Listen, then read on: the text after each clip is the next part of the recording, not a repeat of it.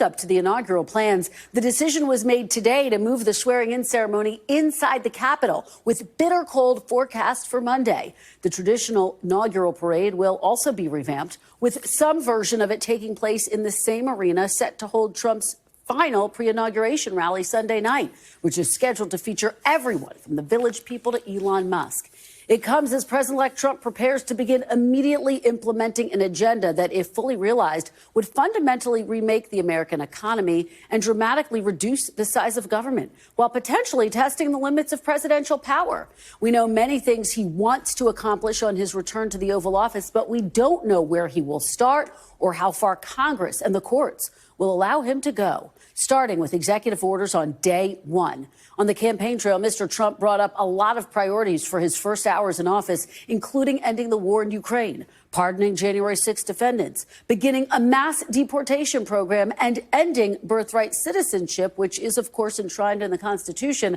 But his team has been tight-lipped on the specifics. Here's incoming Deputy Chief of Staff Stephen Miller speaking to Fox News about Mr. Trump's early border priorities. Look. The Department of Defense, the Department of Justice, the Department of Treasury, the Department of Homeland Security, and all of the relevant law enforcement components therein will be given the assignment and the mission to interdict all contraband, to use all financial resources to strangle the cartels, and to end all illegal immigration into this country as a top national security mission. That is the president's duty, and he will fulfill it. Absolutely. And he'll fulfill it with force. Now, there's also uncertainty in Congress, with Republicans divided on their best approach to passing Trump's agenda through a narrowly divided House, and Speaker Johnson urging his conference to move as quickly as possible. Surrounding President-elect Trump will be a team that has proven their loyalty to him over the years. Since leaving office, members of Trump's first cabinet, like Defense Secretary Mark Esper and Attorney General Bill Barr, have spoken publicly, pushing back against President Trump when they felt he was trying to abuse his power, like when he inquired about shooting protesters or tried to overturn the results of the 2020 election. In this week's confirmation hearings, Mr. Trump's picks for those key roles signaled their loyalty to him and dodged questions about curbing his impulses.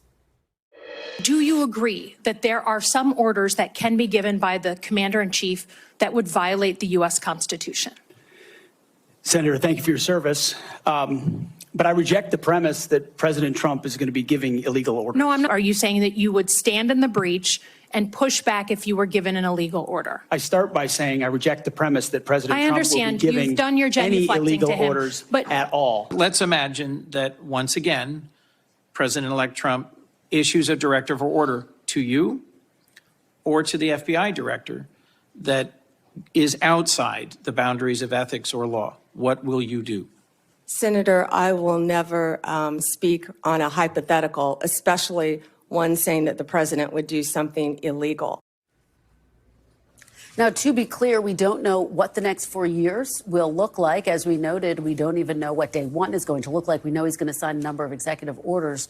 But we do know that President-elect Trump will be the first president inaugurated after the Supreme Court's sweeping decision that gives presidents absolute immunity for any official act. And that as he prepares to leave office, President Biden made a point to issue a warning to the country about the U.S. democracy. The thing that keeps it on track are the guardrails.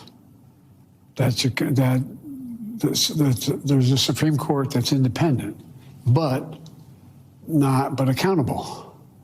There's a Congress that you speak your mind, but you're held accountable to basic standards. There's a presidency that says you have really limited powers. I mean, you're the top dog, but you're not. You can't dictate everything. And I don't know, we just seem to be chipping away. For anyone struggling with high blood sugar, do not drink cold water. Did you know type 2 diabetes is a completely reversible condition? You may not know this, but the biological reason why people struggle with type 2 has nothing to do with how many carbs or sugars you eat. A November 2023 study from University of Dusseldorf in Germany found that there are these sticky protein-filled cells clogging up the part of the pancreas that produces insulin. So sugar builds up in the kidneys and is then forced back into your bloodstream, pushing your levels higher and higher. More importantly, these same scientists discovered a simple 10 10-second technique anyone can use starting tonight, which is now clinically proven to restore sugar levels back to normal, regardless of your age or current condition. All without medications, injections, strict diets, or exercises. And it works like crazy. This natural bedtime hack is so confidential, the $50 billion diabetes treating industry is fighting to ban this video from the internet, as their entire business relies on your sugar levels never stabilizing as you get sicker and sicker, staying as a customer for life. More than 112,000 people of all ages are already using this natural solution and can finally control sugar levels even while eating their favorite foods. This ritual targets the root cause of type 2. So once your sugar levels are stable, they are there to stay. I encourage you to stop what you're doing right now and click the Learn More button to watch a short, free special video that shows exactly how you can use this ritual starting today to naturally restore and stabilize glucose levels and dissolve diabetic fat off your body for good. Remember, this has nothing to do with exercises, restrictive diets, injections, or prescription medicines. And it doesn't matter if you need to lose 10, 20, or 50 pounds of diabetic fat. Just imagine no more finger pricks or feeling tired all the time, no more dealing with unexplained weight gain, and living without the fear of kidney disease or heart issues. Best of all, you'll finally be able to enjoy your favorite foods with your loved ones again. However, the billion-dollar diabetes treating industry has already removed this special presentation from the internet twice before in a desperate attempt to protect their profits. So it's uncertain how long the information will remain available this time. Tap the blue Learn More button below before it's too late.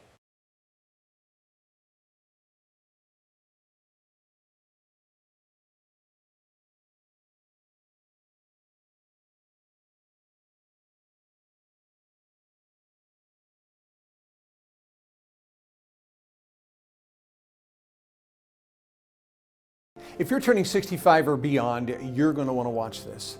There are a lot of people today that are Medicare eligible that are enrolling in Advantage plans because of all the advertisements that give the impression that everything on the Advantage plan is going to be free. Now, there are some things on Advantage plans that will be free. You can see your primary care doctor, you can get home health care, or your preventive services are going to be a zero copay. But the bulk of services, the health care needs that you're going to have are not going to be free. The Advantage plan is a copay system. So some of the copays you're going to be looking at, first off, to be enrolled in an Advantage plan, you have to be enrolled in a Medicare A and B. Medicare A is free, but Part B has a premium. This year, that's $170.10 a month. Secondly, anytime that you see a specialist, it is not going to be free. You're going to have a copay each time you see a specialist, anywhere from $25 to $50 per visit. And then thirdly, anytime you're going to need a scan, all these kinds of services are going to cost you in the neighborhood of about $200 to $400, depending upon the test and the location. Fourthly, anytime you have an outpatient procedure, now that's going to range anywhere from about $250 to about $350. And then lastly, inpatient. You're going to have a copay somewhere between about $350 to $500. And notice this, that is per day. Now, this daily copay will stop after 5 or maybe 6 days. So as you can see, though they advertise there are a lot of zeros, there's very few zeros, and most things you're going to be out of pocket. Now, when you see all the Medicare Advantage plan ads, it's almost like, well, why would you not want to do this? Well, there's actually several reasons that I would have concern about Advantage plans, and these are things that people need to be aware of. But one of the biggest issues with Advantage plans is pre-authorizations. Now, pre-authorization means that you need some kind of a healthcare service that's expensive. It could be an MRI, a CAT scan, PET scan, but there are many services today, in fact, 72% of them on average, that actually are going to require pre-authorization. And so pre-authorization means that your doctor says that you need a hip replacement or knee replacement or something, but the insurance company, Advantage plan, is going to have to agree with that decision, actually approve of that service before you're going to get that. And so we've had situations where someone needed an MRI or CAT scan and the approval was delayed for 3 weeks, upwards to 6 weeks. Didn't get it immediately. Had someone recently that needed a knee replacement. Insurance company said, no, we don't agree with that, and therefore they did not approve of that. They would not pay for those services. And so the point is, when people go on Advantage plans, they're putting themselves in this position where they're going to have pre-authorization. So as you can see, Advantage plans are not going to be free. In fact, they can be much costlier than what people realize, and then you're going to have to live with the consequences, such as pre-authorizations, whenever you enroll into that Advantage plan. So as you can see, Advantage plans are not going to be free. In fact, they can be much costlier than what people realize, and then you're going to have to live with the consequences such as pre-authorizations whenever you enroll into that Advantage plan. Now, I know that understanding this and all the other details of Medicare can be very difficult. With so much confusing and conflicting information, it's hard to know who you can trust. It's also difficult to know exactly what to do and how to choose the Medicare plans that are best for you. That is why I created a free workshop that will make Medicare a lot easier for you to understand. My name is Marvin Music, and this workshop is where we've helped over 250,000 people like you save money, find the best Medicare coverage, and avoid any Medicare mistakes or penalties. In this free workshop, you're going to discover how to pick the perfect Medicare plan for you, how and when to enroll in a Medicare, unbiased pros and cons of each Medicare plan. You're going to know the good, the bad, and the fine print of Medicare Advantage plans. You'll know the differences between supplemental and Advantage plans and all the traps and mistakes that you need to avoid so you don't end up paying hundreds of thousands of dollars out of pocket. Plus, so much more that's going to help you live your retirement worry-free. Now, I can't possibly show you everything in this short ad, so you have to click the link below and save your spot for my free workshop. Just enter your name and your email address so I can send you the invitation right away and you can access this workshop free of cost. Remember, this is not a sales pitch and not 1 second of it will be a waste of your time. And when it's all over, you'll understand Medicare and you'll never be pestered by us or pressured in any way. Now, you may be tempted to click off this opportunity and procrastinate. Honestly, I have seen some put it off and wait until the last minute and then end up making an impulsive buying decision and sometimes even penalized for life. I know you don't want that to happen. I don't either. That is totally unnecessary. So go ahead, click the link below, type in your name and your email so that you can get instant access, and we'll send you this Medicare workshop completely for free. So do yourself a favor and go watch the workshop right now.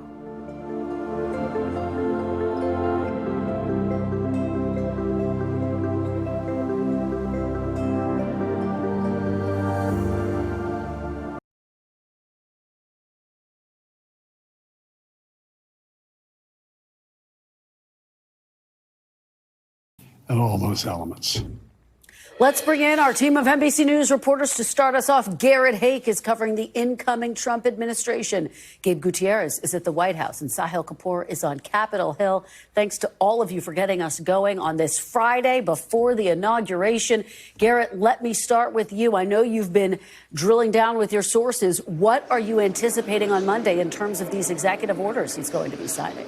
Well, look, I think some of it will be symbolic, the way that you heard Stephen Miller describe it, where it's essentially changing the marching orders of agencies without changing their budgets or many of their personnel, because we will not have confirmed directors at any agencies by the time that Donald Trump is sworn in. And some of it will be also reversing policies that Biden put in place by executive order. But the real work for this administration, and I think it's something that they've never been entirely comfortable fully grappling with, is going to have to come through legislation, and that's just going to be a lengthy process. But to change the culture around the border and to change sort of the stance of ICE nationwide, they can make a big splash, they can try to have sort of some showy moments, but there's only so much they can actually do policy-wise without any money to do it or any of their own personnel to implement it. It's a really important point, Garrett. And speaking of personnel, we saw a lot of confirmation hearings on the Hill this week, some real fireworks. Is it your sense, though, Pam Bondi, Senator Marco Rubio, who seemed to enjoy a fair amount of bipartisan support, Pete Hegseth, who might be one of the more controversial picks, is it your sense that at this point, all of the folks who have sat for confirmation hearings seem to be on a path toward confirmation?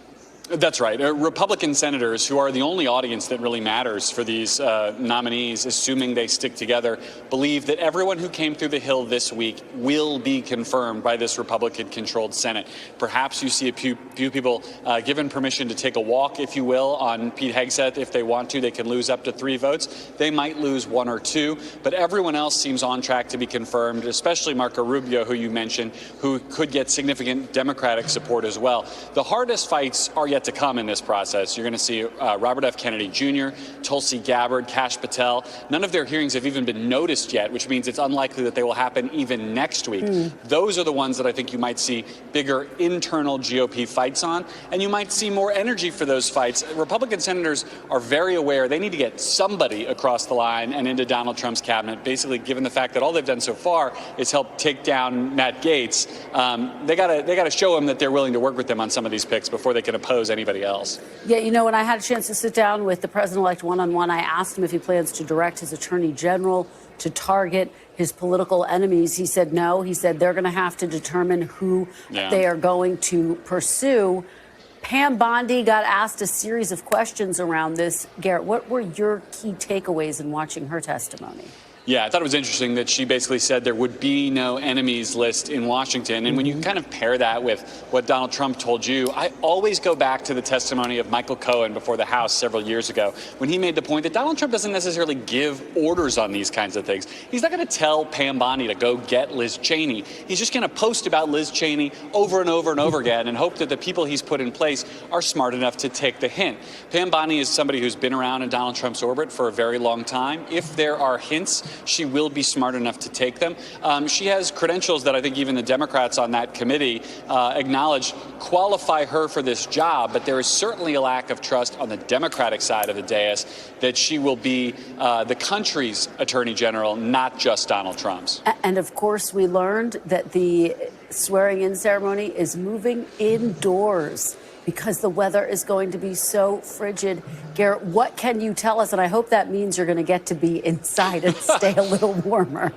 I hope it does too, Kristen. I just came from the Rotunda, actually, where they are setting up a stage to hold the first indoor inauguration since Ronald Reagan's second inaugural in 1985. Obviously, there was always a weather contingency plan in place. Now they're trying to put it in place and scale it up. I was told that there are discussions happening literally as we speak on the Trump transition side with the team that's handling the inauguration and the committees here in Congress that control this turf to figure out exactly how many people they can fit inside, what the program will look like. And this part's actually the easy part here on the Hill.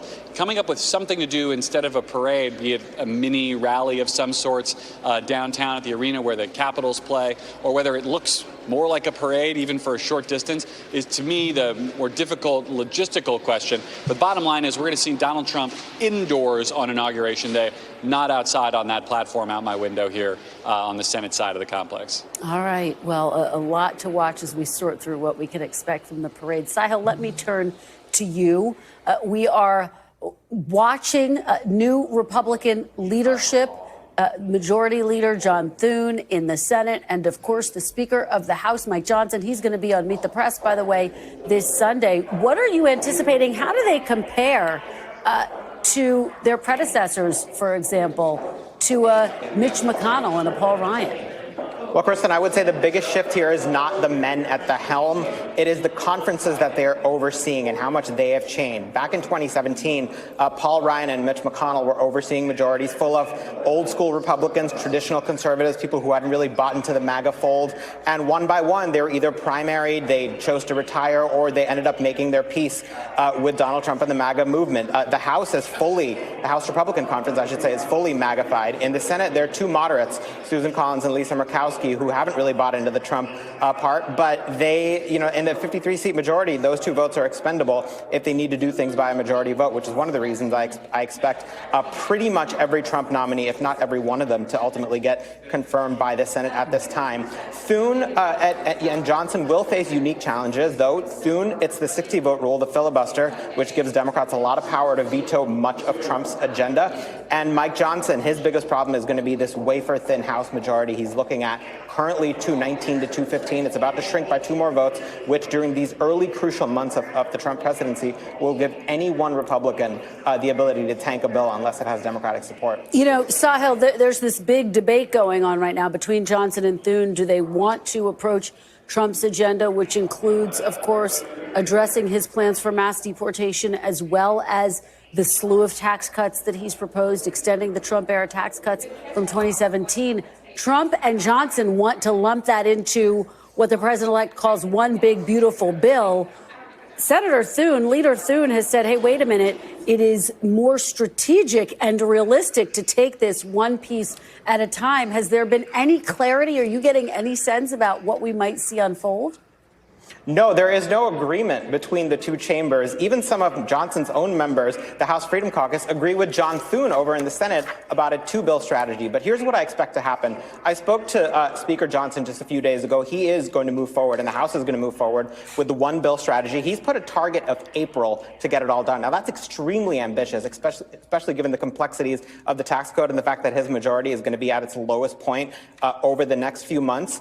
But he's going to try to do that. And if by April, if by around Easter, he's not able to do that, the Senate Republicans I've talked to say they will be ready with a smaller bill that has, border security funding, which is the low-hanging fruit, somewhere in the neighborhood of about $100 billion, and ready to move forward with that. So right now, the ball is in Johnson's court, but Senate Republicans, frankly, don't think he can pull this off. And if and when he fails, there's going to be a lot of pressure on him and on the Congress in general to give Trump at least one victory.